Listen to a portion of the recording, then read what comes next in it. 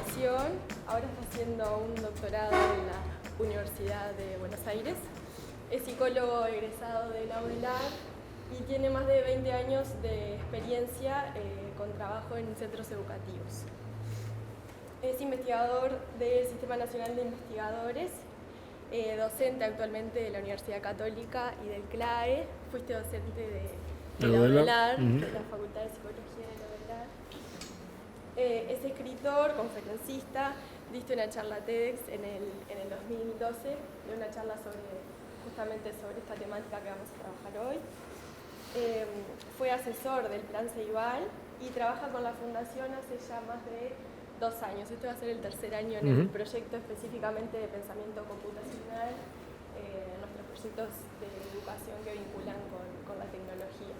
Y bueno, hoy nos va a hablar un poco nos va a compartir herramientas para abordar el mundo digital, que era un poco el título de la charla de hoy, desafíos TIC. Así que bienvenidos al cumpleaños de Roberto. Muchas gracias. Detalle. El día de internet, aparte. Es una coincidencia. Bienvenido. He dedicado los últimos 20 años al estudio de internet y un día le pusieron 17 de mayo, día de internet, así que fue como, bueno, bienvenido, el destino, una linda coincidencia. Bueno, buenas tardes, gracias por venir. Es un gusto estar acá. Y les comento algo como para hacerlo. Yo creo que estas cosas, a esta altura, cuanto más interactivas y más digamos, de intercambio, más nos enriquecemos todos, ¿no? Entonces, si a ustedes les parece y si son lo suficientemente aventurados como para animarse a romper el hielo, les pediría, si brevemente me dijeran, bueno, ¿qué los trajo hoy, digamos, acá, a este encuentro sobre desafíos TIC? Brevemente, como para yo tratar de orientar lo más posible hacia los intereses de ustedes. ¿Se animan? Si no tengo el otro sistema que lo señalo y digo, bueno, a ver vos, tipo liceo, son 2 modalidades, las 2 surten efecto, por acá, por orden, tipo nombre y colegio y... Bueno, yo soy profesor de informática. Buen tipo, ¿viste, no? Yo soy profesor de informática en la escuela 204 y bueno, también estudiante de magisterio y técnico informático hace varios años. El tema es que justamente tratando de combinar como futuro maestro y como técnico informático, estoy haciendo una experiencia este año de profesor de informática para tratar de combinar lo que es el tema de las tecnologías hacia la educación. Pues te decía hoy hace un tiempo, que el año pasado que me senté al fondo y no escuché, pues me sentaba ahora para tratar de te vas a arrepentir, te vas a dar cuenta que era mejor en el fondo. Sí. Para adquirir herramientas para poder brindar las clases, ¿no? Las charlas, las clases. Ahí está. Mejorar. Bien, perfecto. Sí. Hola. Eduardo Varela, soy el director de tecnología de Movistar Uruguay. Y fundamentalmente hay 2 cosas que me preocupan y que me traen, digamos, a la charla. Una es el tema del desarrollo que están teniendo. O sea, yo hace más de 30 años que trabajo en telecomunicaciones y más de 25 acá en el celular. Y he vivido todo el desarrollo de las telecomunicaciones. Y realmente cada día me tiene más preocupado cómo está influyendo todo este desarrollo, que es fantástico, ¿no? No podemos dudar de que es increíblemente fantástico en la sociedad, sobre todo en los jóvenes.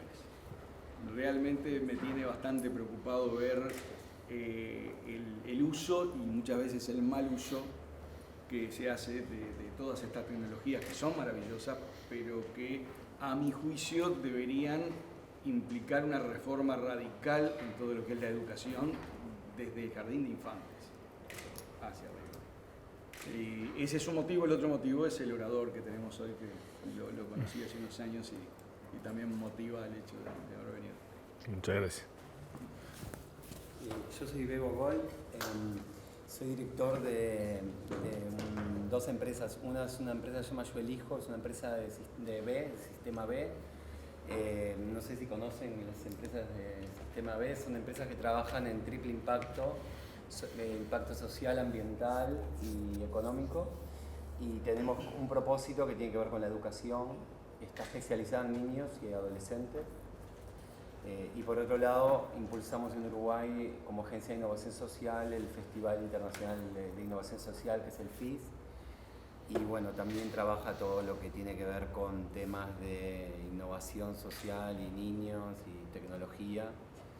Y bueno, escucharte a vos, agradecer a Movistar la oportunidad, sin duda como agentes de cambio es la actitud que hacen los agentes de cambio que vienen en Uruguay y poder mostrarnos caminos y aprender de eso. Bárbaro, buenísimo. ¿Quién más? Sí. Yo trabajo en la Universidad de la República, en Facultad de Derecho, en la biblioteca. Es un ámbito un poco distinto, pero nosotros, reforzando un poco lo que dijo acá el señor, nosotros vemos cómo van llegando los nativos digitales a la universidad, y desde las bibliotecas lo que vemos es que queremos aprovechar herramientas digitales para trabajar con ellos, porque coincido con él en que no saben usar la tecnología para lo que es concretamente cómo buscar información, no se saben manejar muchas veces.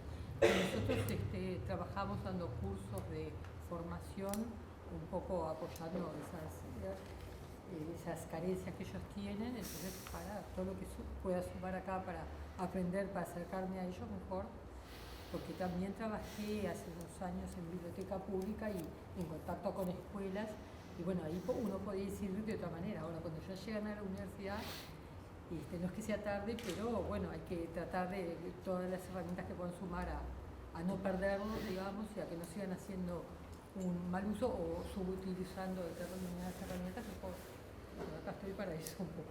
Impecable, impecable. ¿Alguien más? En mi caso, yo trabajo en Telefónica, soy secretaria del área comercial, pero cuando vino la invitación me pareció interesante el tema, y también como madre, porque soy mamá de niños y de un adolescente, y bueno, me pareció que el tema estaba muy bueno para enfocarlo también por ese lado, ¿no? Bien, perfecto. Para interiorizarme un poco más sobre esto. Y además después transmitirlo a mis compañeros, siempre venimos generalmente a alguien como para Seguro. sacar apuntes y Ahí. después compartirlo con el resto del equipo. Bueno, muy bien. Hola, yo trabajo en el British, soy profesora de secundaria. Nuestros alumnos, bueno, enfrentamos todos los días el desafío, ¿no? Sí. Del uso, el mal uso, el subuso, el sobreuso, ¿no? De las herramientas tecnológicas. Y bueno, y un poco la idea de venir hoy era ver cómo podemos utilizar todas estas herramientas para potenciar, para mejorar, ¿no? La experiencia de los alumnos en el aula, y sobre todo espero que haya algo de eso para ver qué herramientas de investigación podemos utilizar, porque nuestros alumnos hacen investigación, escriben artículos, etcétera, entonces un poco ver qué herramientas podemos utilizar para ese tipo de cosas. Bien. Bien. ¿Alguien más?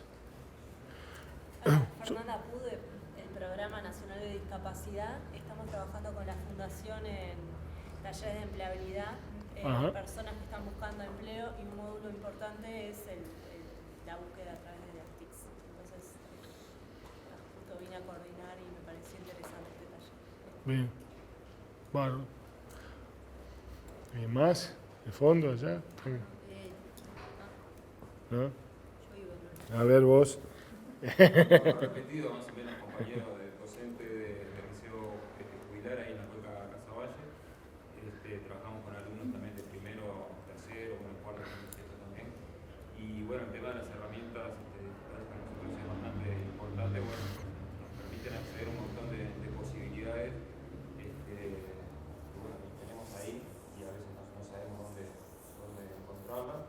Y bueno, todo lo que es internet, las redes sociales, y eso tratamos de mantenernos informados, y bueno, todo lo que es seguridad informática básicamente, y a lo que acceden los chiquitines que a veces nosotros no sabemos. Y bueno, me parece que estar actualizado nos ayuda bastante a comprender ciertas situaciones. Buenas, gracias Daniel. Yo soy Fátima Bellen. Me interesa tengo varios intereses en realidad. Pero bueno, yo trabajo en e-learning y estoy siempre metida en estos temas y me interesa mucho. ahora estoy preparando mi proyecto de tesis para postular a un doctorado en la UBA también. Mirá. En antropología, pero bueno. dentro del mundo digital. Entonces estoy siempre buscando referentes también y temas. Y ahí estoy. Bueno. Así que bueno, es bastante. Bien, buenísimo, buenísimo. Bueno, muy bien. Seguramente todos se vayan frustrados. Y los que lo dijeron, por lo menos explícitamente, vamos a saber que se van a ir frustrados y el resto no, pero bueno, porque es imposible tocar todos los temas, pero vamos a tratar de por lo menos hacer una especie de salpicón por algunos. Si yo me olvido de alguno de los temas así, digamos, claramente, les pido por favor que me refresquen la memoria para tratar de volver sobre eso. Yo había traído, digamos, como siempre, uno trata de ponerse en el lugar, bueno, que puede interesar, y hay cosas que de repente interesan a todos, otras interesan más específicamente. Quizás lo tuyo sea como bastante específico, más complicado, no necesariamente pero también, o sea, tener un panorama general. Bien, bien. Perfecto. Gracias, me alivia. Bien. Digo, tenemos me parece, yo señalé acá algunos desafíos, me puse a enumerar algunos desafíos, ¿no? Uno es el desafío de participación, es decir, ¿qué quiere decir esto? Es, bueno, ¿cómo participamos de, por ejemplo, las redes sociales? Que hoy es todo un tema, ¿no? Y esto implica, entre otras cosas, si lo vinculamos al campo de la educación, por ahí hay una pregunta que viene relacionada con esto, ¿no? Muchas veces surge esto, dice, bueno, ¿los celulares sí o no dentro de la escuela, del liceo, ¿no? Y como la pregunta que hacía Boca de Harvard, ¿los celulares sí o no? Y yo, más o menos, después de mucho tiempo, digamos, tengo como ya una especie de cassette, ¿no? Como los jugadores de fútbol tras los partidos, que digo, en realidad depende para qué. Y esa es una pregunta que siempre hay que hacerse. Es decir, si ustedes, por ejemplo, ¿no? Lo que quieren es que los chiquilines participen, hay varias herramientas de participación, ¿no? ¿Tenemos internet o no? No tenemos. Bueno, no importa. Igual yo se las deletreo. Hay una herramienta, por ejemplo, que se llama Kahoot, que capaz que algunos de ustedes la conocen, es K-A-H-W-T, ¿sí?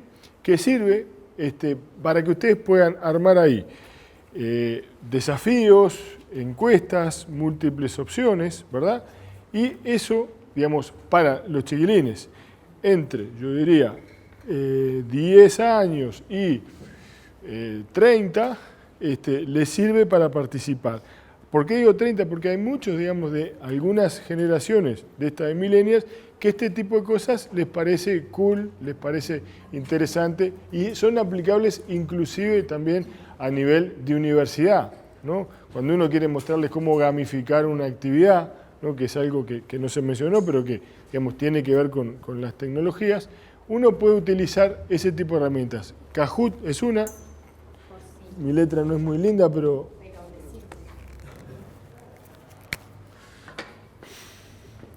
hay una pequeña trampita. Cuando ustedes quieren hacer un Kahoot, tienen que ir a este otro sitio, que es getkahoot.com, ¿sí?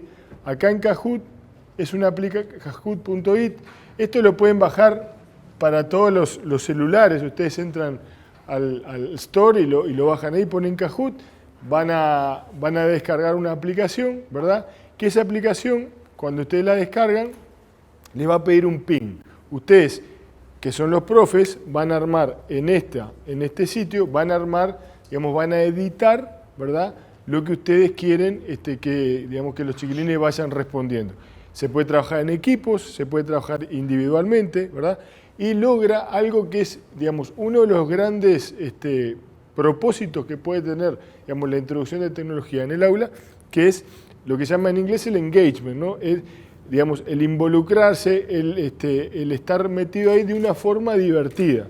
Entonces, es muy útil para eso. Hay otra herramienta que se llama Socrative, no sé si alguien la ha utilizado, que funciona también de la misma manera, y una tercera, que es Nearpod, que de vuelta, ¿no? Para lo que sirve, en este caso sobre todo Nearpod, para lo que sirve, tanto Nearpod como Socrative, sirven, por ejemplo, cuando yo quiero, digamos, ir regulando una clase, ¿no? Entonces, Yo, por ejemplo, puedo tener en una tablet, ¿verdad? Una presentación, hago que todos se conecten a ese sitio y yo les voy pasando, digamos, lo que yo quiero que ellos vayan viendo. Porque el riesgo siempre que tiene, digamos, o uno de los riesgos que tiene, digamos, la introducción, sería engagement, ¿no? Es decir, engancharlos, ¿no? Pero queda más lindo engagement. Y el otro riesgo que tiene, digamos, la introducción de tecnología es que la tecnología, básicamente, y era un poco lo que ustedes decían, tiene un carácter muy social.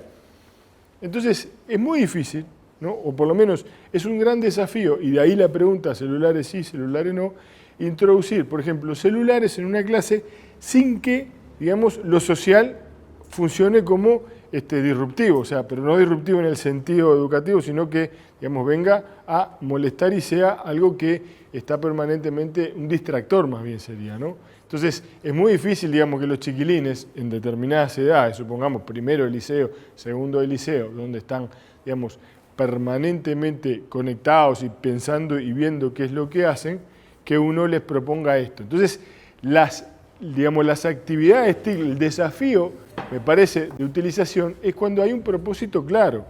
En este caso, bueno, vos querés, lo bueno que tiene esto, por ejemplo, transforma una situación de escrito, de evaluación, en una situación divertida. Eso es maravilloso. O sea, pocas veces vos lográs que digan en una clase, bueno, hoy vamos a hacer un escrito, todos bien, bien. O sea, eso pasa en las películas y cuando usás alguna de estas cosas, ¿por qué? Porque esta generación, digamos, está bastante acostumbrada a participar en actividades que son divertidas. Y esto termina siendo divertido. Te da la posibilidad, además, digamos, de que te quede un registro de lo que va pasando. Entonces vos, a partir de eso, podés ir viendo sin tener que decir, bueno, vos hasta dónde llegaste o qué hiciste. Te permite todo ese tipo de cosas. Trabajar tanto aspectos o contenidos ligados a tu disciplina, como de repente para introducir un tema.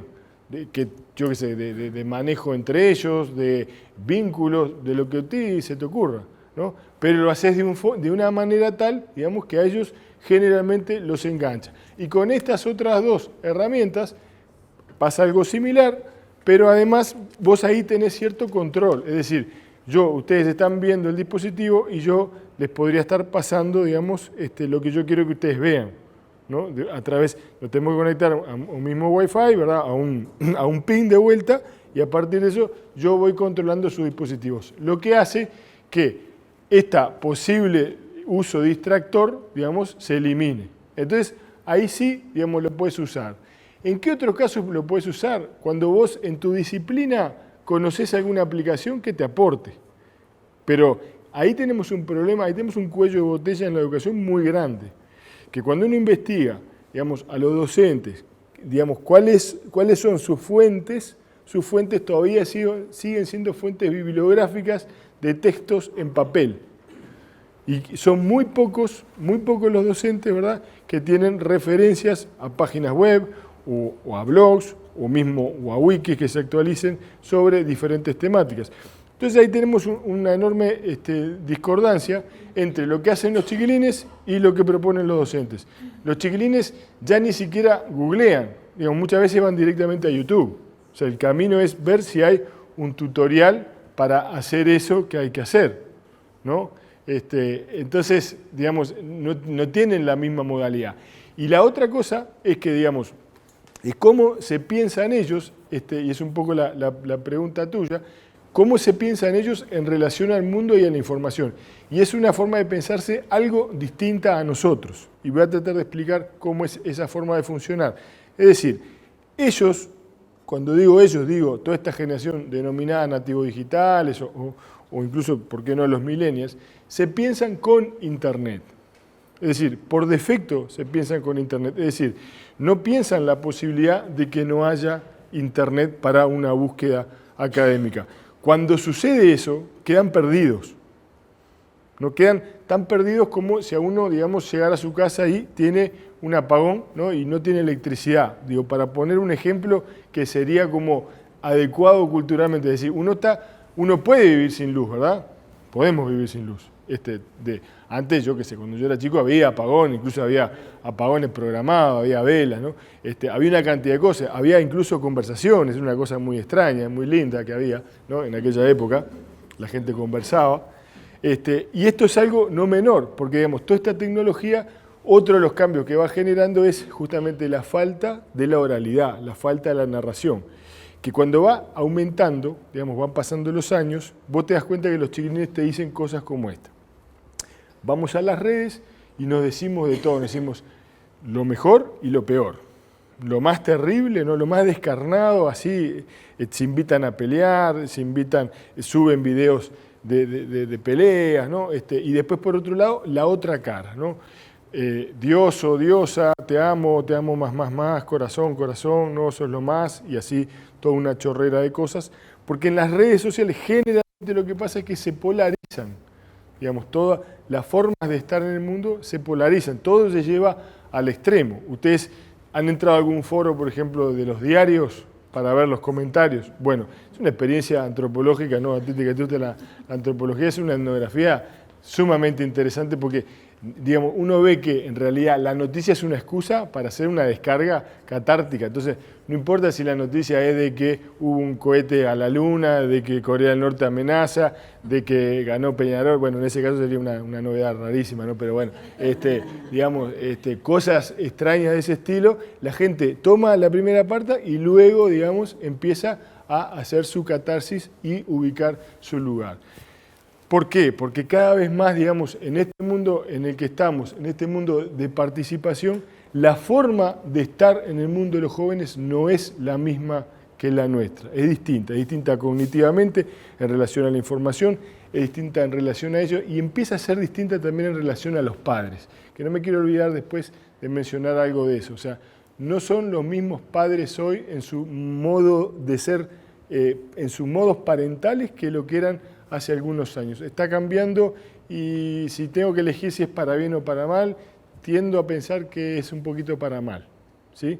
Y ahora lo voy a explicar después, háganme acordar por si me olvido, a través de un paradigma de funcionamiento que son los grupos de WhatsApp de las madres, ¿sí? Y no me equivoqué, no dije de los padres, dije de las madres, ¿sí? Que son otro grupo distinto al grupo de los padres que tiene otro tipo de contenidos, ¿no? Pero bueno, entonces, volviendo a la relación con los dispositivos. Los dispositivos hacen que estemos, por ejemplo, en una participación, voy a adelantar algunas cosas para después volver atrás, ¿no?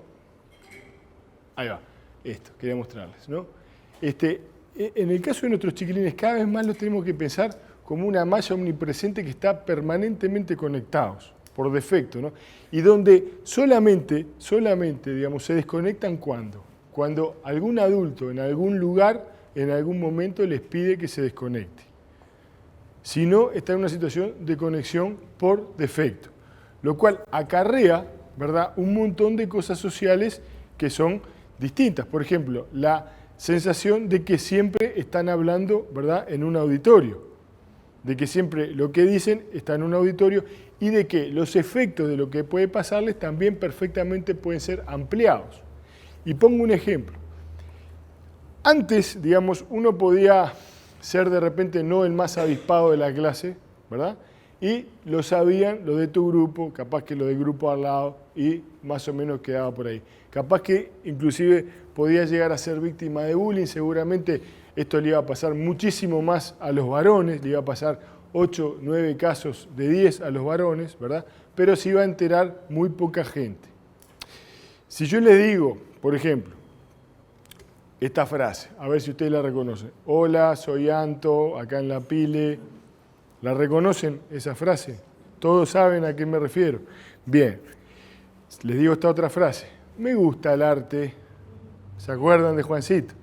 Bueno, hay uno anterior, que es el video más viralizado, el primer video viralizado, que fue el de la caída de Edgar. Un mexicanito que estaba con su amigo, va a cruzar una cañada, no sé si alguien lo ha visto ese video. Bueno, digamos, búsquenlo en YouTube, se llama La caída de Edgar. Entonces, Edgar va a cruzar una cañada con un amigo, el amigo cruza hacia el otro lado, cuando Edgar, que es más torpón, quiere cruzar, el amigo empieza a moverle los palos, ¿no? Ese puente natural que había hecho, entonces Edgar empieza a decir, ay, pinche cabrón, no mames, no me saques el coso, y el otro se empieza a reír, no sé cuánto, se lo saca, y Edgar se cae a la cañada, y queda totalmente empapado, ¿no? Y ahí le dice alguna cosa al amigo, bueno. ¿Cuántas veces se cayó Edgar? Pregunta. 52 millones de veces. Edgar no se cayó una vez, se cayó 52 millones de veces. Por eso cuando ustedes como padres, madres o docentes suben una foto a internet donde en la mejor buena voluntad, ¿no? Al mejor estilo adulto inmigrante, subimos las 15 fotos que tenemos de esa carpeta, sin darnos cuenta que en uno está con los ojos cerrados, el otro está con la camisa para el costado y el otro está, yo qué sé, mal peinado. Eso un joven jamás lo haría. Sacaría las 15 fotos, borraría 14, editaría uno y esa la subiría. ¿Por qué? Porque se está jugando su identidad digital. El partido del social se juega en las redes. Entonces, a veces como padres, a veces como docentes, uno escucha que le decimos, ¿no? Con la mejor de las intenciones, decir, fulanito, pero no te vas a amargar porque tengas solo 2 me gusta. Bien, veamos. Como le decía, uno antes podía ser medio torpón, medio banana, ¿no? Pero se enteraba solamente los de tu grupo que eras un banana. Ahora, como le pasó a Edgar, se entera todo el mundo que sos un banana. Entonces, no hay lugar donde esconderse. No hay lugar donde irse. Recuerden ustedes algunos videos que circularon por ahí hace algunos años en los veranos, generó cuestiones de tener que mudarse de los lugares donde estaban. Y aún así, porque de vuelta, no es cuestión de cambiar de escuela, de liceo, de universidad, no hay lugar donde esconderse en las redes y eso te persigue. Se replica una y otra vez. Edgar se cae todos los días. Anto se tira a la pileta todos los días.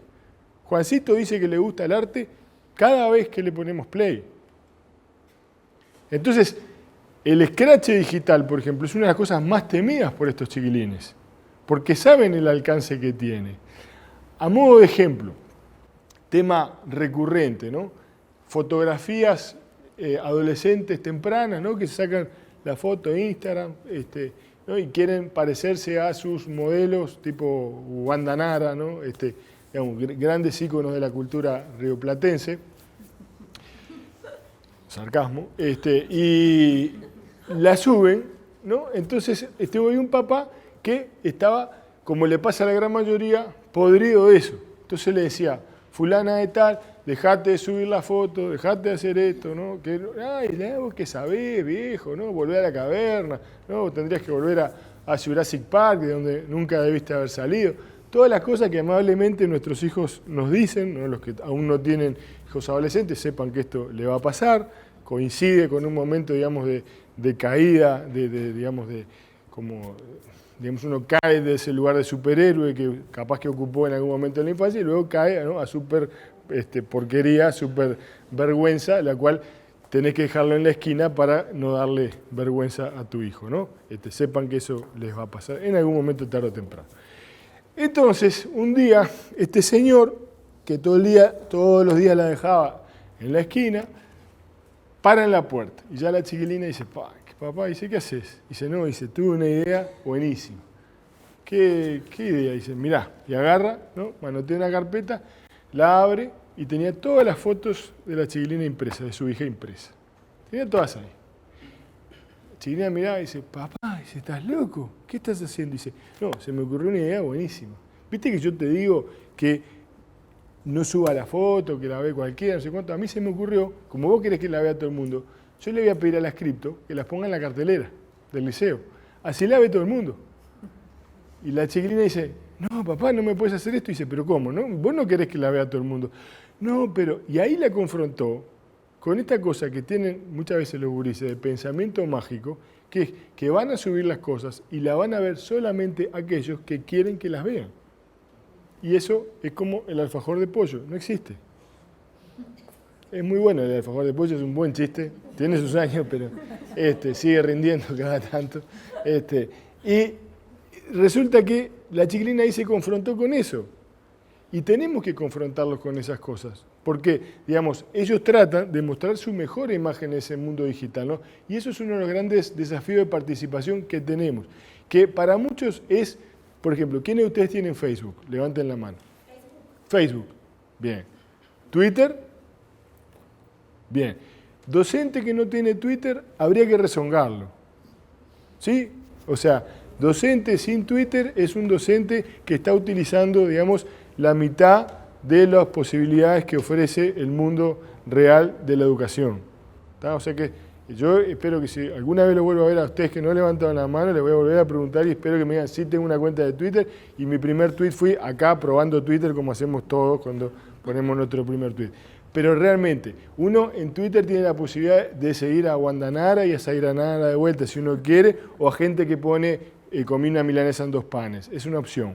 Pero también puede seguir a UNESCO, puede seguir a todos los portales de educación, puede seguir a gente vinculada a todos los grandes avances o movimientos sociales de lo que ustedes quieran y realmente uno siente que forma parte del mundo. Y esto nos acerca también a la forma de participar en el mundo que tienen, volvemos para atrás, nuestros jóvenes, ¿verdad? Que ellos forman parte, digamos, de un mundo. O sea, no importa si están en Tranqueras, si están en Casaballe, si están en Punta Carretas o si están acá en General Flores o en Corea. Los que tienen hijos que juegan videojuegos saben que 2x3 están jugando con sus auriculares, ¿verdad? Y vos ves que están medio desquiciados, ¿no? Parecen poseídos y te dicen, vos estoy jugando con un coreano, con un canadiense, ¿no? Con un gozo, y hablan inglés, ¿no? Y aprenden a decirse las cosas importantes en esos idiomas, que básicamente es putearse, ¿no? En esos idiomas, y bueno, y aprenden un montón de cosas.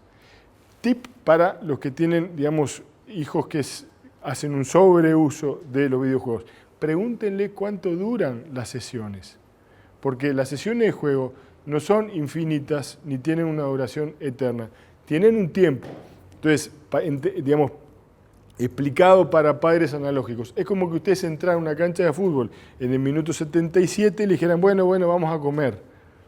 No podés suspender un partido en el minuto 77 porque partidos duran 90 minutos, ¿no? Entonces, tenés que entender que si tú te vas de esa,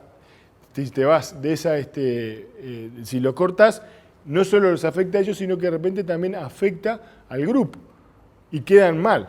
Y los afecta su reputación digital y después nadie quiere tenerlos en el equipo. Y sepan también que hay muchas empresas vinculadas a la tecnología digital que buscan a chiquilines que hayan tenido experiencia en manejar equipos, digamos, equipos de juego. ¿Por qué? Porque saben manejar virtualmente, saben hacer e-learning, digamos, y cómo manejar a la gente a través del juego. O sea, tienen experiencia, tienen horas de vuelo en cuanto a eso, ¿sí?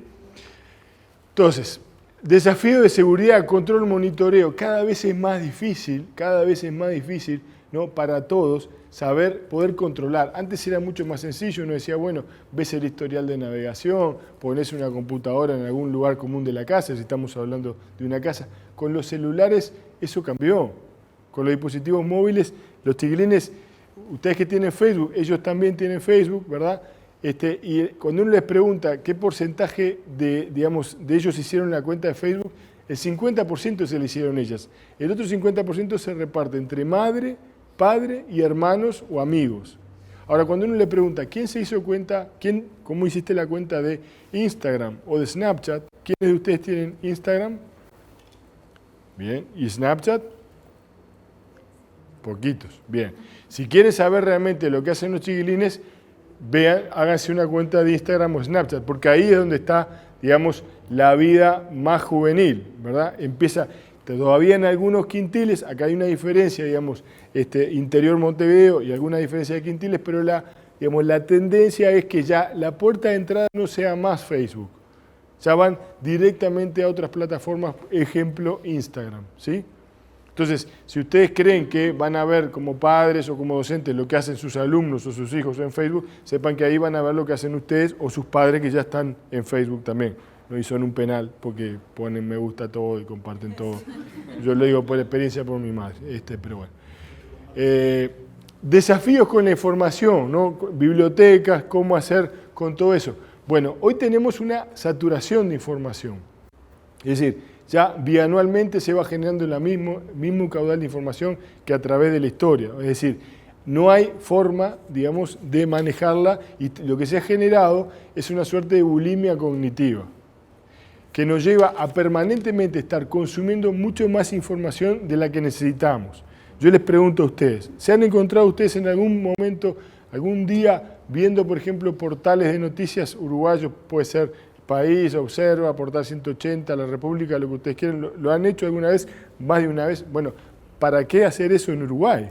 ¿No? O sea, si en Uruguay, viendo una vez por mes más o menos el diario, estamos más o menos ayornados. Otro chiste bastante bueno, pero veo que no les hizo mucha gracia.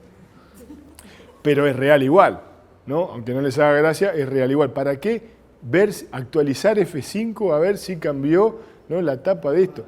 Porque estamos permanentemente consumiendo información indiscriminadamente y eso tiene un costo cognitivo. El costo cognitivo es lo que se conoce como neblina digital. Esta sensación de que uno estuvo haciendo muchas cosas y cuando pasás raya y decís, bueno, ¿qué hice? Y no sé qué hice. Di F5 a Portal 180, di F5 al País de Madrid, después me fui a La Vanguardia para ver qué había, ¿no? Y después parece que hice una cantidad de cosas, pero no hice. Entonces, una de las cosas que, digamos, a nivel de educación tenemos que empezar a valorizar o revalorizar también es la desconexión. Y es una paradoja. Porque, digamos, estamos diciendo cómo introducir tecnología en la educación. Bueno, hay que introducirla, por ejemplo, cuando uno quiere eso. Hay que introducirla cuando uno va a introducir bibliografía o webgrafía vinculada con el tema. O algo, digamos, que nos dé valor y nos aporte. Pero no siempre. Porque cuando uno le pregunta a los estudiantes en las universidades más prestigiosas de Estados Unidos qué es lo que quieren aprender en su primer año, ¿qué es lo que ellos dicen? Quieren aprender a escribir. A escribir. ¿Cómo? Si aprendiste en primero escuela. No. Ellos lo que hoy están haciendo no es escribir. Y es lo que se arrancan los pelos todos los que trabajen en facultad. Lo que hacen es una transcripción de pensamiento, de lenguaje oral a un texto. Puede ser con sus manos, puede ser con su lápiz, pero hacen una transcripción. Entonces, utilizan el código escrito, pero no lo utilizan, digamos, con las posibilidades de abstracción que genera la escritura. Es decir, lo que están haciendo es una simple transcripción de sus pensamientos, como, digamos, cuando uno lo observa, cuando ve a alguien que está chateando y le decís, ¿qué estás haciendo? ¿No? Estoy hablando con fulano, te dicen los gurises. ¿Por qué? Porque realmente lo que están haciendo no están pensando, porque las herramientas invitan a hacer determinadas cosas y no invitan a hacer otras. Un chat invita a hablar rápido, no invita a reflexionar, ¿no? Vos no podés poner en un chat, estimado fulano de tal, por la presente me voy a dirigir a ti para enviarte este chat, porque si tenés gente que te chatea de esa manera, lo mejor que puedes hacer es eliminarlo, ¿sí? Porque, digamos, no entendió nada, es gente de riesgo, ¿no? Entonces, ¿para qué sirve eso? Bueno, sirve, por ejemplo, para una carta, para un mail, cosa que para esta generación de nativos digitales un mail no saben bien qué es. Es una cosa que le piden cuando tienen que hacerse una cuenta importante. Pero cuando tú le mandas un mail, nadie va a tener abierto un mail, nadie va a saber porque su forma de comunicación es sincrónica y no asincrónica como es la nuestra, ¿verdad? Entonces, en esa sincronía y en esa forma de participación, uno de los problemas sociales que nosotros vemos es, por ejemplo, cuando te dicen, le clavó el visto, ¿no? El clavar el visto es como, ¿no? Te clavó el visto, en otro tiempo podría ser, digamos, generador de un duelo, ¿no?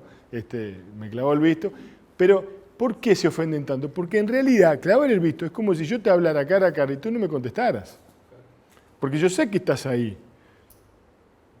Asumo que estás ahí porque te veo que estás en línea. Capaz que no estás, fuiste al baño, capaz que estás comiendo y dejaste el celular.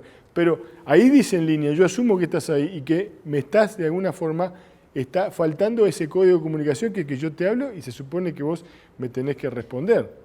Entonces, de vuelta, no minimicemos algunas cosas, ¿no?, del acontecer juvenil, que por ejemplo se han puesto de manifiesto en esta serie 13 razones, ¿no?, donde, bueno, toda una cantidad de cosas sociales terminan afectando a los gurises, se generó mucho pánico sobre eso, ¿no? Pero básicamente cuando uno observa ahí ve que lo más importante en estas generaciones es lo social. Lo que siempre ha importado es lo social en esta etapa. Lo que pasa es que, además, acá en lo social, digamos, se ve reflejado, claro, pero la inmediatez tiene que ver, digamos, con, pensémoslo, la inmediatez es cultural. Es decir, si yo te digo, ¿cuánto tiempo lleva ir a Europa? Bueno, hoy lleva unas horas, en otro tiempo llevaba un mes, y en otro tiempo llevaba seguramente mucho más de un mes, ¿no? ¿Cuánto más difícil es emigrar hoy que antes? Bueno, en realidad hoy es mucho más fácil, porque vos emigrás, ¿verdad? Pero estás en contacto permanente con todos tus grupos, sabés lo que está pasando, podés ver las mismas series, podés ver los mismos programas de televisión, podés compartir los mismos chistes. O sea, las distancias, ¿verdad? Hoy no están dadas por las distancias en kilómetros, sino que están por la posibilidad o no de estar conectados. Entonces, eso lleva a que por defecto estemos todos cerca.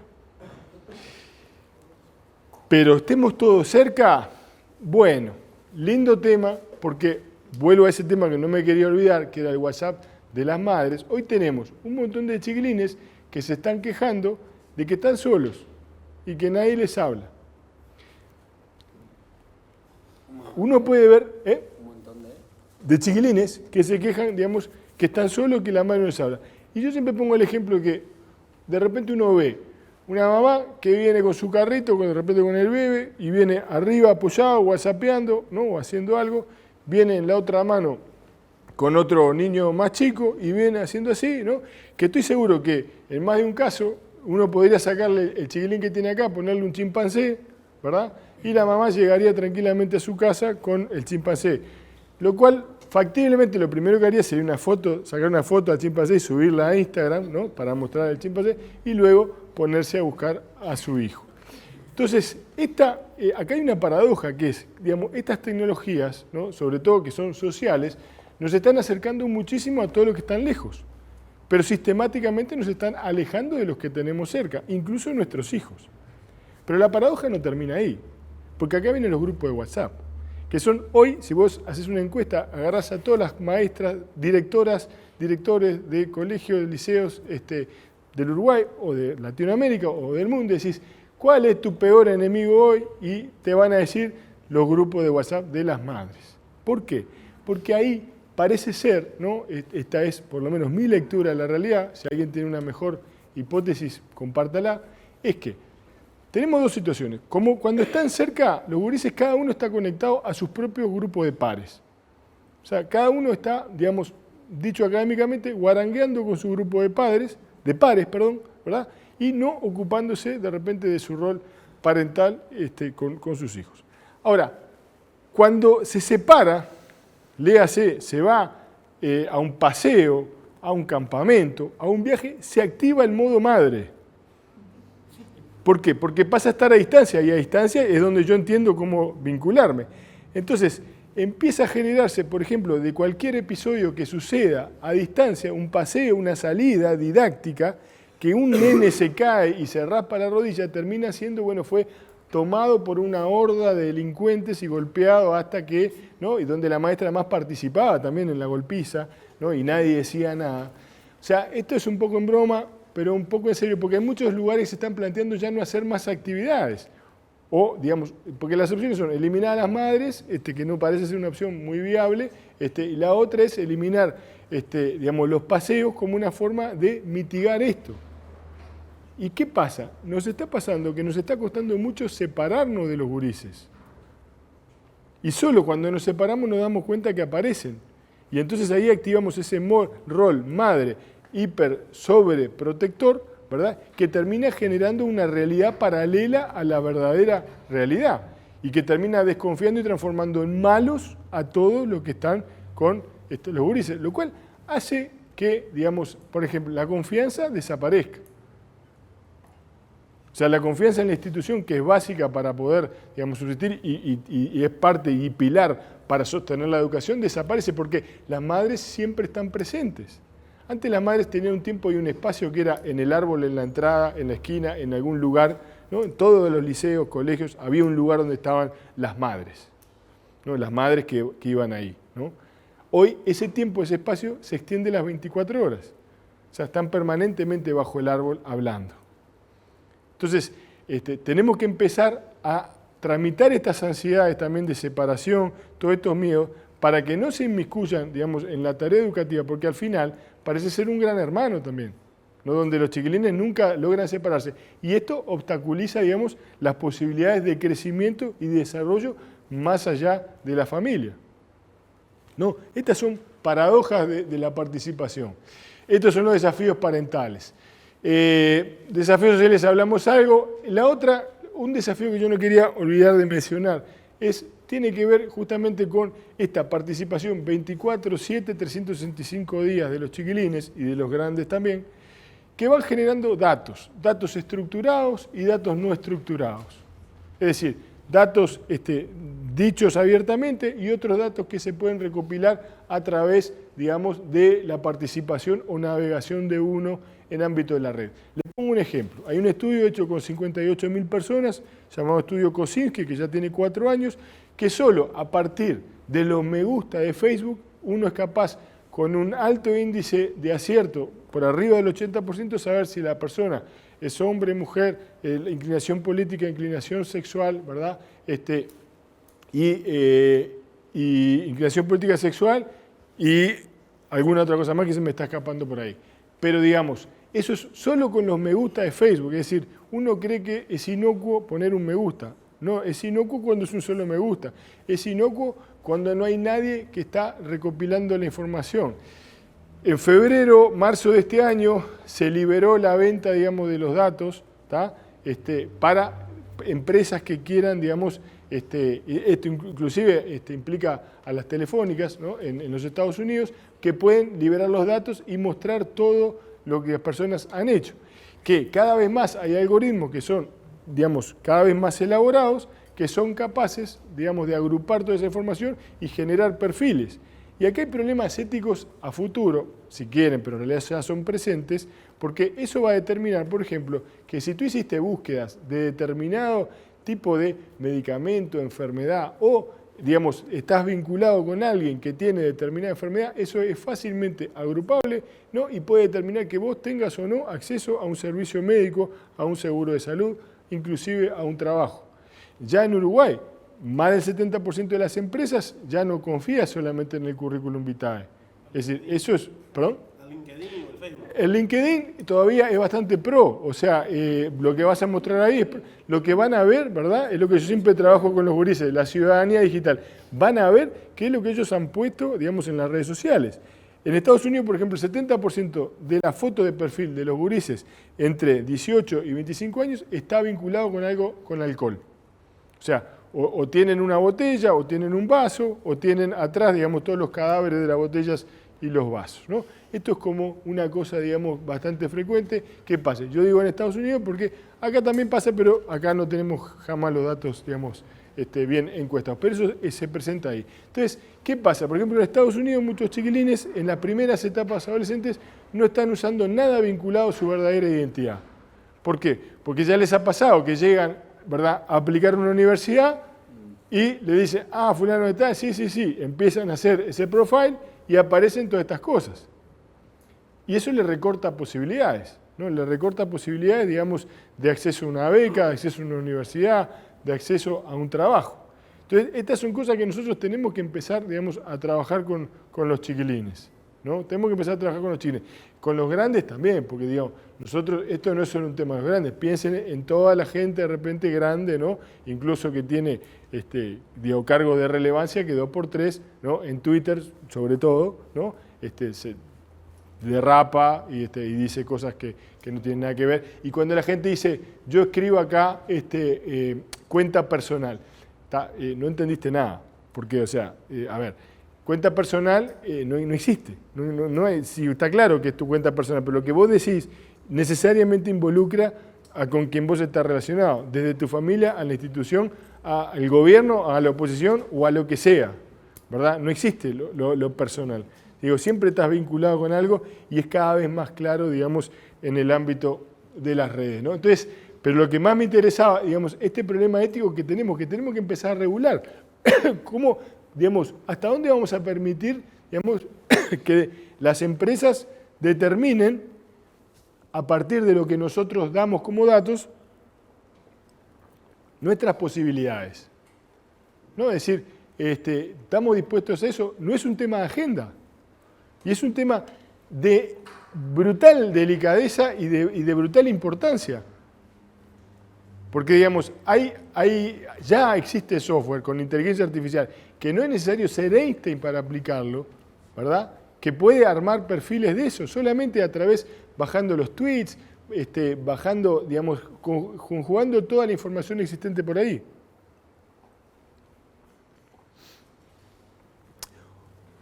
Una de las cosas que mencionaba en la presentación y que yo he tenido el gusto de trabajar acá en Telefónica, que realmente es un lugar que siempre digo, yo trabajo muy, muy contento, muy cómodo, es un muy lindo lugar. Gracias. María Noel, gracias a María Noel, Beatriz, Belén, toda la gente de acá, que la verdad que siempre, yo vengo contento acá, que quede registrado en la cámara. Me van a festejar. Sí. Sí. No lo dije yo porque quedaba feo, pero ya le dije. Entonces, digamos, trabajamos en este desafío de pensamiento computacional, ¿no? Que es también otro nuevo desafío que nos presentan las TIC, que es decir, bueno, nosotros podemos hablar, yo lo que he hablado hasta ahora, si se quiere, es como el nivel, si se quiere, más de ciudadanía digital, ¿no? De alfabetización, es decir, de cómo manejarnos en el mundo digital. Habría millones de cosas más para mencionar, me quedó por ahí pendiente lo de las búsquedas y Google y cómo utilizamos, y lo voy a decir porque no me quiero olvidar. Con Google nosotros tenemos una relación de memoria transactiva, es decir, nos estamos pensando hoy con Google presente, o sea, parte de nuestro cerebro es Google. Parte de nuestro cerebro está en el celular, ¿no? Tengamos mucho o poco cerebro, no importa, digamos, porque sabemos que es complementado con Google, ¿sí? Si no lo tenemos, ahí es donde se nos activan nuevas formas de búsqueda. Este funcionamiento de memoria transactiva es el mismo, digamos, que funciona en los equipos de trabajo o en las parejas, y está estudiado desde los años 80. Es decir, una pareja generalmente no recuerdan los dos la misma cosa. Ya después cuando son viejitos ninguno de los dos recuerda nada, pero digamos, cuando son más jóvenes, uno recuerda unas cosas y otro recuerda otras. En general, en las parejas, digamos, las mujeres tienden a ocuparse más y a acordarse más de todo aquello vinculado a lo social. Por ejemplo, fecha de aniversario, fecha de cumpleaños de los hijos, fecha de cumpleaños de la suegra, bueno, ahí a veces tienen algún olvido. Pero son involuntarios, ¿no? Y en el caso de los hombres, de repente, están más orientados siempre hacia afuera, hacia, de repente, cuentas o ese tipo de cosas, ¿no? Eso en líneas generales es cambiante. Pero lo que es interesante es que, digamos, si yo sé que tengo en mi equipo a alguien que se acuerda de determinadas cosas, yo libero esa memoria y me ocupo para aquellas partes, digamos, donde soy eficiente. El problema de los equipos que no funcionan con memoria es cuando todos se acuerdan de lo mismo y nadie se acuerda de una parte. Los equipos que son buenos, las parejas son buenas, son las que son complementarias. Bueno, ese tipo de memoria tenemos hoy, se ha hecho estudios, en estudios 2011, con respecto a eso, y cómo utilizamos Google de la misma manera. Es decir, cuando nosotros sabemos que vamos a tener Google, no ponemos la misma carga cognitiva que cuando sabemos que no vamos a tenerlo. Entonces, esto nos lleva a la gran pregunta. Bueno, ¿cuántos de ustedes recuerdan más de 10 números de teléfono celular de memoria? Siempre hay alguno en la sala, ¿no? ¿Ninguno? ¿Beatriz? ¿Vos? Bueno, está. Si siempre hay alguno, como sos vos no voy a decir lo que habitualmente digo. ¿Tú también? Está. Bueno, está. Tenemos 2 personas que utilizan la memoria, ¿verdad?, de una forma magistral. Las personas normales no lo hacen. Las personas en general, digamos, tienden a delegar, ¿no?, en esto que funciona como una memoria. Lo mismo está pasando hoy con la orientación espacial. Hay un estudio muy famoso de los taxistas de Londres que desarrollan una parte de su cerebro que está vinculada a la memoria y a la orientación espacial, que ya en los últimos 2 años, tras la utilización de GPS, están perdiendo ese desarrollo. Es decir, desarrollo mental, ¿no?, está acompañado de las actividades que hacemos, y si tenemos algo que sea posible delegar, obviamente no es necesario utilizarlo, por lo cual cada vez nos volvemos más dependientes de la tecnología, que es algo que todos vemos y que cada vez más, a medida que vamos bajando en edad, vamos viendo, ¿verdad?, que los niveles de conexión de la gente son crecientes. Es decir, ya en la generación de los millennials hay por lo menos una cuarta parte que está conectado todo el día. Es decir, que no hay esa alternancia conectado o desconectado. Que antes era más fácil, cuando vos ibas a la computadora, sacabas el módem, te quedabas sin teléfono, y hacía pi, pi, ¿te acuerdan todo ese ruido, no? Ahí era fácil decir que había, digamos, una distancia. Hoy lo tenés acá, estás permanentemente interactuando. Y ya ni siquiera es, como decía Castells, esa cosa esquizofrénica de alternar en dos mundos. Lo estamos más o menos sobrellevando bien, a pesar de fenómenos como el fabbing, ¿no? Esto de cuando alguien le habla y el otro está mirando el celular, que es una manera de desairar. Que a su vez la valoración que hacen de eso los jóvenes y los no tan jóvenes es diferente. Para los jóvenes es parte de la normalidad y para, digamos, los que no somos tan jóvenes nos parece una falta absoluta de respeto.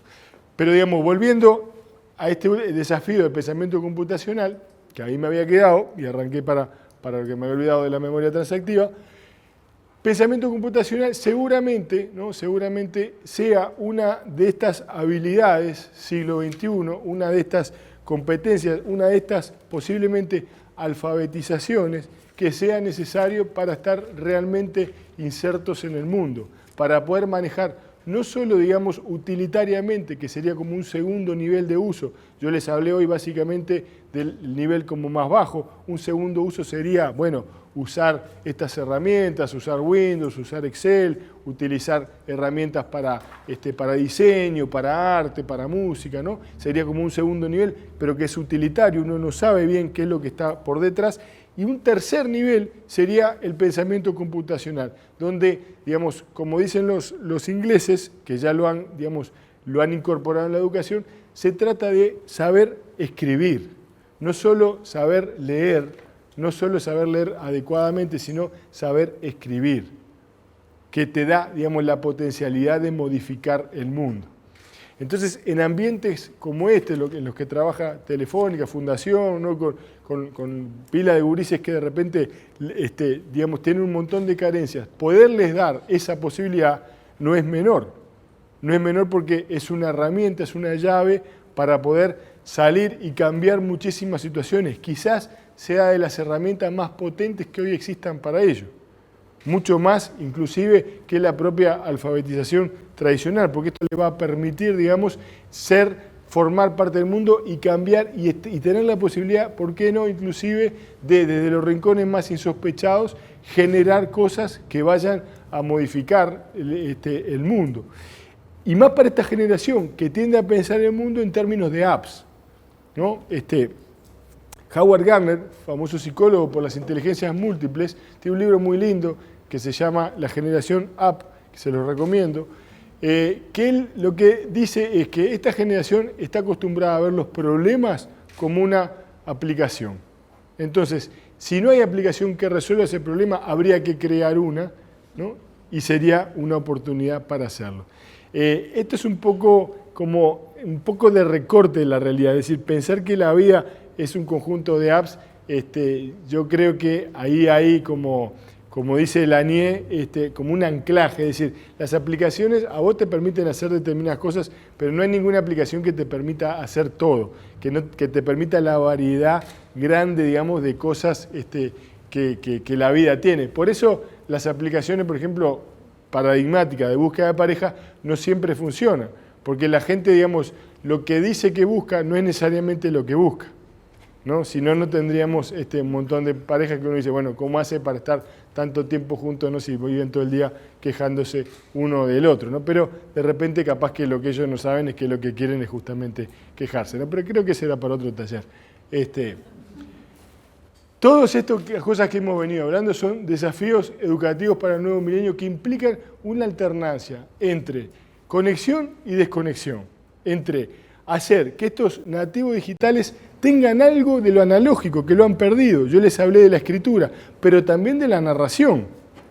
Tanto es así que Sherry Turkle, esposa de Papert, el creador de La Tortuguita Lobo, ¿no?, que muchos recordarán, en su último libro, ¿no?, Alone but Together, es decir, solos pero juntos, ¿no?, dice que propone algo que a mí me parece increíble, que es así, es la vuelta a la televisión, como algo, como presentación de los Simpsons, ¿no?, que vieron que todos llegan al sillón y se sientan a ver el mismo programa, por lo menos nos une, Nos une viendo un solo programa y no viendo, digamos, cada uno lo suyo.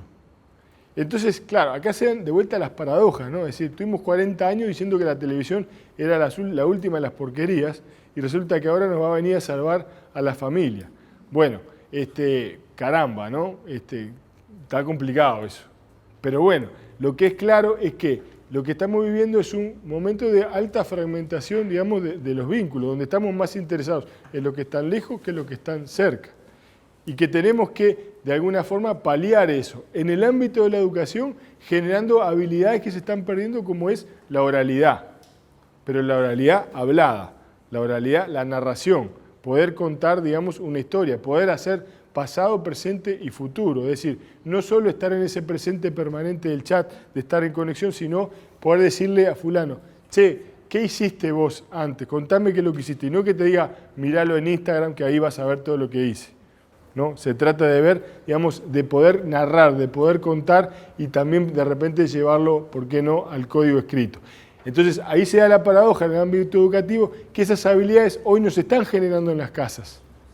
Porque en las casas no hay tiempo, exactamente, porque cada uno está conectado a sus propios dispositivos, cada uno está conectado con su propio grupo de pares y se está perdiendo esa comunicación. Entonces, de vuelta ahí, la educación queda atrapada entre, bueno, me digitalizo e incorporo estas herramientas y millones de herramientas más, y alfabetizo computacionalmente, sí, pero también hay otro tipo de herramientas que tienen que ver más con la cabeza, que tienen que ver más con digamos, con viejas cosas que nosotros conocemos, como el narrar, como el escribir, que siguen siendo vigentes y como les decía hoy, de repente, chiquilines que están en universidades de enorme prestigio valoran como algo rico.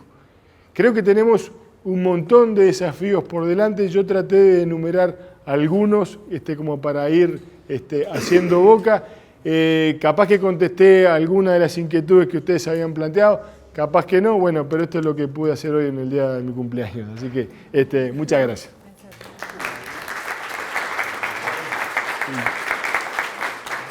Y quedo abierto a preguntas, lo que... Ah, y tenemos un videito, sí, ¿lo tenés ahí? Dale. Un videito que está bueno para... ¿Cómo dice Bauman? La modernidad líquida, ¿no? Exacto, sí, sí. No tenemos tiempo, no tenemos espacio. Acá hay un videito que está muy bueno para trabajar en todos lados, ¿no?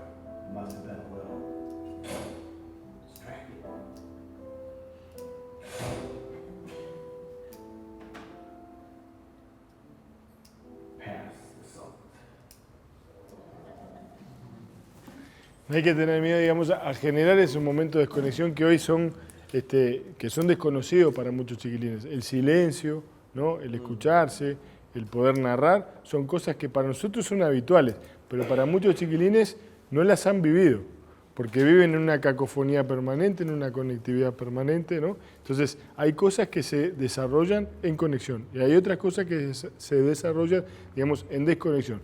Creo que el gran desafío, sobre todo para los educadores, es poder alternar entre, digamos, el desarrollo de unas y otras habilidades para poder crecer con ellos, acompañarlos, generar una motivación y contenido que estén más afín con la realidad que ellos viven afuera, ¿no? Que eso sería cuando digitalizamos la clase, cuando usamos algunas de las herramientas, y la otra es, bueno, poder ocupar también ese espacio, digamos, de la clase como un lugar para, sobre todo, formatear la cabeza en esas otras habilidades que hoy en día afuera no están, ¿sí?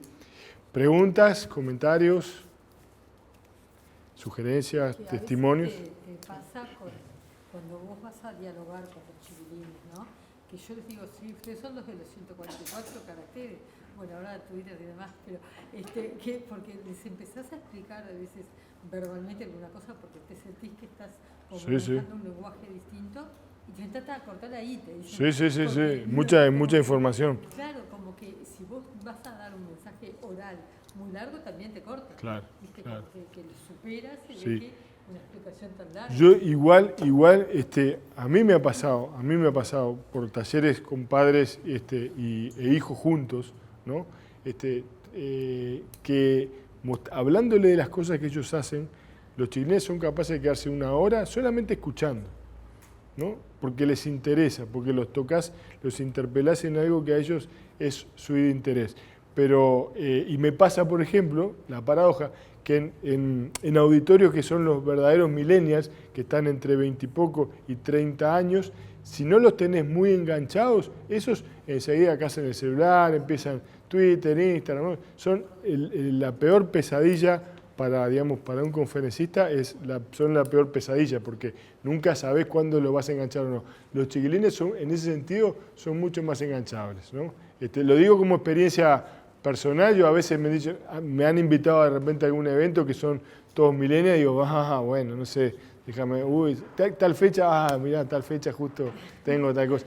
Porque no es sencillo, realmente ves que es difícil mantener la atención. Fíjate que hoy, por ejemplo, hagan la prueba ustedes con un videíto cualquiera, ¿no? De mostrárselo a alguien y pónganle bien la duración para que se vea bien, ¿no? Pongan un videíto de 2 minutos, de 5, de 8, ¿no? Y más de 8, váyanse a 12.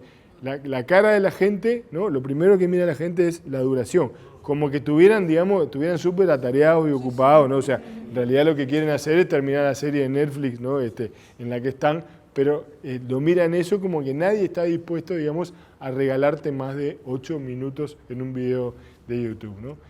Sin embargo, los gurises cuando están enganchados, yo te digo, tengo no una, sino decenas, varias decenas de experiencias de trabajar con gurises una hora así, hablando, dialogando, y que estén digamos, tan atentos como los padres, ¿no? Y no con la otra generación. Cuando decís gurises, ¿hasta qué edad? Y te digo hasta 16, 17, sí. La otra de ahí para arriba son más complicados. Por eso ya estás en la facultad, estás en otra edad. Sí, nosotros, bueno, una pregunta, pero antes como comentar un poco la experiencia.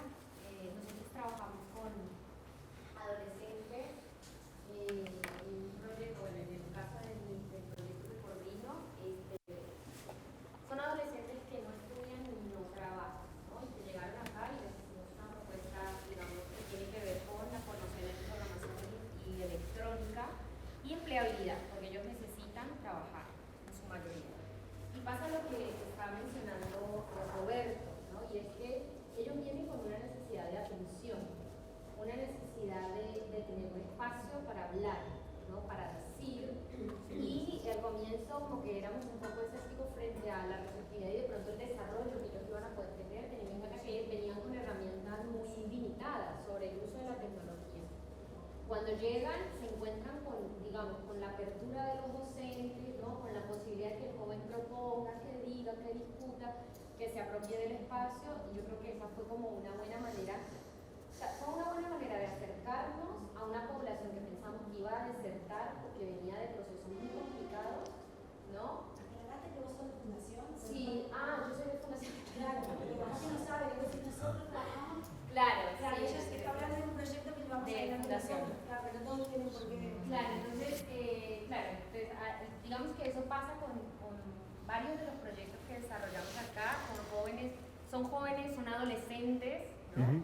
Con montones de problemas y conflictos, pero que al abrir ese espacio de diálogo, ¿no? Al tratar de como convencerlos de que son capaces de hacer cosas, realmente asumen el reto y se quedan acá y pasan a la fase 2 y siguen viniendo y quieren que les estamos buscando propuestas todo el tiempo y están todo el tiempo como en ese contacto con nosotros. Yo, bueno, era como para contarles un poco de, pues que como que trataba de poner, ¿no? de ver mi experiencia a través de lo que nos contaba hoy Roberto sobre los desafíos, y es como, es lo cotidiano, es la diaria de fundación también. Pero tengo una pregunta sobre, hablaba sobre cómo se polarizan esas formas de estar en el mundo. Y yo creo que ahí está como un poco la clave, ¿no? De encontrar cómo conciliar esas dos formas de estar, ¿no? Del estar adulto y del estar joven o del estar nativo. No sé, capaz que nos puedes contar a partir de alguna experiencia concreta, alguna investigación. Y bueno, un poco lo que yo le decía, decir, lo que los chiquilines cuando llegan a facultad se dan cuenta, ¿no? Que hay un montón de habilidades que ellos ven en los mayores. Esto pasa también a nivel, digamos, de empleos, con lo que se llama, hoy se está poniendo el énfasis, o por lo menos se está poniendo sobre la mesa el tema de lo intergeneracional, que es un problema, porque, digamos, vos tenés en una empresa de repente hoy chiquilines que tienen 20 y poco, otros que tienen 30 y algo, y otros que ya son, digamos, de los tradicionales 50 años, y son lógicas completamente distintas, o sea, lógicas de cómo, digamos, cómo se inserta el trabajo en su vida, qué lugar ocupa, ¿no? Qué lugar ocupan las redes sociales y el ocio y la comunicación en su vida, digamos, laboral, en su momento laboral. Entonces, genera, digamos, son gurises muchos de estos que están, digamos, acostumbrados a trabajar como a estadio abierto, es decir, permanentemente diciendo lo que están haciendo y comentando lo que están haciendo y pensándose en esos términos, ¿no? Y son los que te dicen también, por otro lado, vienen a una entrevista de trabajo y te dicen, vine acá porque me gusta mucho la empresa, lo que hacen, y pienso que yo puedo aportarles mucho a la empresa, ¿no? Lo cual para un tipo de 50 años que venga un guacho y te diga, bueno, esta empresa que tiene capaz que 100 años, y dice, bueno, yo vengo a aportarle mucho a la empresa, pienso que por mi perfil, ¿no? Todo centrado en ellos, y después termina diciéndole, bueno, y aparte quería decirte que yo del 1 al 10 me voy a Punta del Diablo. Así, ¿no? Entonces, claro, las primeras veces que estas cosas pasaban, la gente, los empleadores no entendían muy bien, la gente de recursos humanos, es una broma, no es una broma, porque tiene que ver, es una mirada y una valoración, digamos, de los tiempos completamente distintos, digamos, y el valor que tiene la presencia, ¿no? La presencia física para esta generación no pesa lo mismo que, digamos, no tiene el mismo valor. Lo que importa de repente es terminar una tarea, cumplir un objetivo, ¿no? Y no estar, digamos, calentando la silla, ¿no? Entonces, desde ese nivel que es digamos, ya a nivel de empleo, a otras cosas como, bueno, si el silencio tiene o no, digamos, valor, que para algunas cosas, para pensar, para poder escribir, el silencio, digamos, es una cosa importante, pero el silencio hoy no forma parte de nuestra vida cotidiana. Hoy vos fíjate un cambio, en los últimos 10 años, vos antes prendías un auto y el auto venía en silencio, hoy el auto cuando vos prendés ya se prende la radio, o sea, vos tenés que generar silencio. ¿Se entiende? Digamos, vos tenés que, si querés que algo no sea público, tenés que tratar de hacerlo privado, pero por defecto todo viene público. Es decir, estamos pensándonos permanentemente en un mundo de interconexión y cada vez más además de cámaras, que permanentemente, digamos, tratamos de no pensar, digo, salvo en el estadio, digamos, después en el resto del mundo, digamos, hay cámaras por todos lados que cada vez más te identifican y que van a estar dando cuenta, digamos, de información permanente que está ahí. Es un modo de estar en el mundo cualitativamente distinto, ¿no? Y que hace que nos sintamos y nos pensemos en relación a la información y a los otros de una manera completamente distinta, lo cual lleva a que cuando caen los sistemas, muchos no sepan qué hacer. Cuando vos le planteas, bueno, ¿qué haces si no tenés Google? No saben, no tienen una respuesta para ello, ¿no? Pasó con WhatsApp la semana pasada cuando cayó. Claro, la gente, digamos, entró en pánico, ¿no? Porque no se sabía qué hacer. Pero por eso yo le hacía la comparación con la electricidad, ¿no? Nosotros podemos decir que somos adictos a la electricidad, y es un disparate decir eso, ¿no? Es como, dice, pero técnicamente somos, porque cuando no está tenemos un síndrome de abstinencia de la electricidad brutal, pero nadie en su sano juicio diría que somos adictos a la electricidad. Bueno, lo mismo pasa hoy con los celulares, es decir, la gente dice, somos adictos a las redes sociales. Bueno, yo conozco mucha gente que va a la panadería, al almacén, cuando yo era chico, y digamos, era adicta a las redes sociales, porque se pasaba ahí hablando, y ahora lo hace desde su casa hablando en las redes sociales, ¿no? Entonces, el gran problema es que nuestro software, digamos, y nuestro hardware y nuestro software que viene de fábrica es limitado. O sea, van cambiando, a veces te hacen un upgrade, te ponen una versión 2.0 con redes, sin redes virtual, pero en realidad las cosas que hacemos, los chismeríos, siempre, digamos, los chismeríos forman parte de nuestro instinto de supervivencia. Es decir, si a vos nadie te contaba que el león era malo, vos cada vez que te ibas a encontrar con un león, lo ibas a saludar y el león te iba a comer. Entonces a alguien se le ocurrió contarle a los demás que los leones eran malos para que la gente, digamos, no hiciera determinadas cosas. Y como ese ejemplo de supervivencia, miles de otros, aquellos que no participaron, aquellos que no escucharon la conversación, ya no están, darwinianamente ya no existen. Es decir, el gran problema es que también algunas tecnologías promueven determinadas cosas o promueven otras. Y pongo un ejemplo de esto que a mí me encanta, ¿no? Este tipo de ejemplos que aparecen en la prensa a veces, ¿no? Por ejemplo, uno me acuerdo, en los años 2000 decían, los videojuegos no desarrollan el lóbulo frontal. Vos decís, entonces, vení, nene, dejá de jugar que no te desarrolla el lóbulo frontal, ¿no? Los videojuegos. Entonces, pero vamos a pensar por lo absurdo, ¿no? Yo digo, por ejemplo, el fútbol, ¿no? Algo que más o menos todos conocemos. ¿Desarrolla el lóbulo frontal? Digamos, es fácil, vos ves una entrevista a un jugador de fútbol y te das cuenta. Digo, si el fútbol desarrolla o no. Es bien sencillo, ¿no? Es bien práctico. Entonces decir, ¿pero importa? No, porque desarrolla otras cosas. No le pidamos a la tecnología que haga todo. Pidámosle que te genere engagement, pero no le pidamos que te resuelva determinadas cosas, que tenés que buscar otra herramienta para que te genere eso. Entonces, en el caso de la tecnología, ¿qué pasa? La otra vez salía otro de estos estudios que decía, las madres que tienen un alto uso del celular generan, algo así era, o procrean niños hiperactivos. Decís, wow, qué horrible, ¿no? Vamos a tener una generación de niños hiperactivos, no sé cuánto. Ahora, el gran problema es que entre causalidad y correlación hay cierta similitud, pero no es lo mismo. Porque, ¿qué pasa? Cuando se estudian, digamos, a la gente que tiene déficit atencional y bajo control de los impulsos, resulta que tiene un mayor uso de telefonía celular adictivo. Por lo cual, en realidad, la progenie que tienen, digamos, déficit atencional es porque en realidad tienen genes hiperactivos que los lleva a hacer un alto uso de celular, que entonces hace que tenga hijos. Pero no tienen hijos por el celular. Tienen hijos hiperactivos por el celular. Tienen hijos porque ya son hiperactivos, porque tienen genes de eso.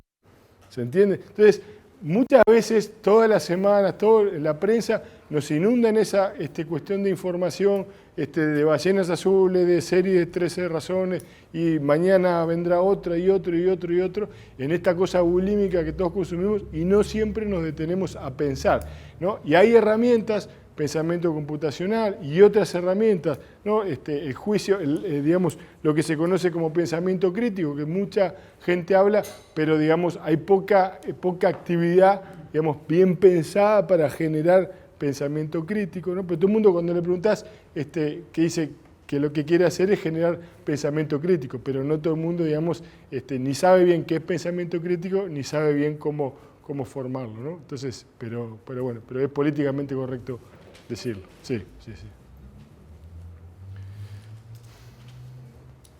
realidad, Roberto, quería consultarte justamente con la de generar un pensamiento crítico. Yo estuve todo el fin de semana, me comí toda la serie de esta que está con la 13. Y a mí, una cosa que me llamó mucho la atención fue cómo, en realidad, se crea como todo un misticismo del suicidio, todo el mundo salió a dar la alerta, y en definitiva, después la serie nunca te muestra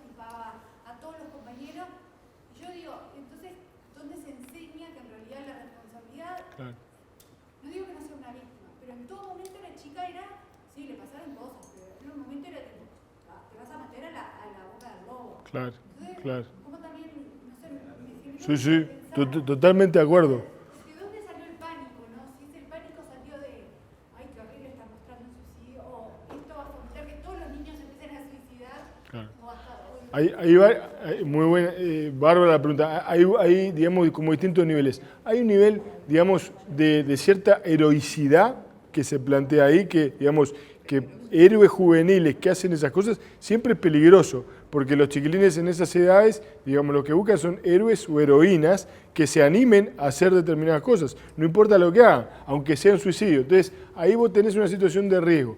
En general, esto afecta mucho más, en este caso en particular, a las nenas que a los varones. O sea, lo viven de forma completamente distinta, porque además la serie, digamos, tiene un claro, digamos, un claro tinte femenino. Entonces se identifican mucho más las nenas. Pero lo que tú decís me parece esencial, porque es como que, digamos, nosotros en nuestra vida fueran, que el resultado de nuestra vida va a ser de acuerdo a lo que nos pase. Y eso es una falacia, es decir, nosotros somos lo que podemos hacer con lo que nos pasa, ¿no? Entonces, habría que leer todos los libros de la tragedia de los Andes para contrarrestar eso. Es decir, que a vos te podrán pasar millones de cosas, pero lo que importa, en definitiva, es cómo puedas capitalizar eso. Porque hay mucha gente que le pasa muy poquitas cosas, sin embargo, hacen un mundo de eso. No digo que en este caso sean poquitas cosas, pero, digamos, para muchos hay una sobrereacción, ¿verdad? Y una apuesta de la culpa afuera, que esto es muy común hoy que suceda, es decir, cuando pasa algo, tenemos, bueno, ¿quién tuvo la culpa? ¿No? Y jamás nos hacemos la pregunta, bueno, ¿cuál es nuestra participación en esto? ¿No? Entonces, claro, los padres, pero los padres en esa misma lógica de que son abandónicos, ¿verdad? Entonces, cuando algo les pasa, ven a los otros como los malos, pero en realidad lo que más los mueve es la culpa, ¿no? Pero claro, la culpa es mucho más difícil de asumir cuando pasa eso y es mucho más fácil encontrar un culpable afuera, ¿no? Tengo alumnos de 17, 18 años y discutiendo, digo, porque fueron mis hijas de 20 y pico que me alertaron sobre esto. Sí, sí. Tuve que mirar, obviamente, y ellos no se dan cuenta de la manipulación. La serie 13 razones por qué, es de Netflix. ¿Cómo? Está en Netflix, ¿no? Está en Netflix, sí, sí. Y los alumnos no se dan cuenta de la manipulación que lleva ese video, o sea, esa serie de videos. O sea, ellos ven el hecho del suicidio, pero todas las ideas manipuladas que hay en el medio de los videos no las ven. Claro, y cómo, digamos, porque en definitiva es una interpretación de la realidad, o sea, ella va interpretando la realidad y siempre la interpreta de una misma manera, y no hay nadie, digamos, que le dé como una contravisión, ¿no? Ella se mantiene en eso. ¿Y el mensaje de la serial es esa que No es el mensaje, pero digamos, es como que el mensaje sería como que hubo razones justificadas para hacerlo, ¿no? Entonces, claro, y después, exacto, sí. Y además hay una cosa vengativa también, ¿no? O sea, es un suicidio vengativo. Sí. Bueno, muy bien, muchísimas gracias. Hasta la próxima.